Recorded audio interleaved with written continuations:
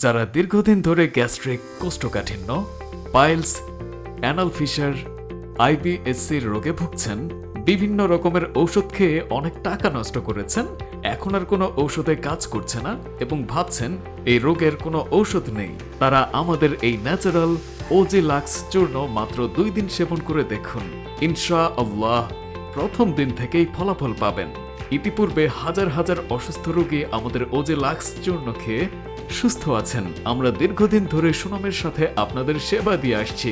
প্রোডাক্টটি সরাসরি ইন্ডিয়া থেকে আমদানিকৃত, আইএসও, জিএমপি এবং গভর্নমেন্ট স্বীকৃত।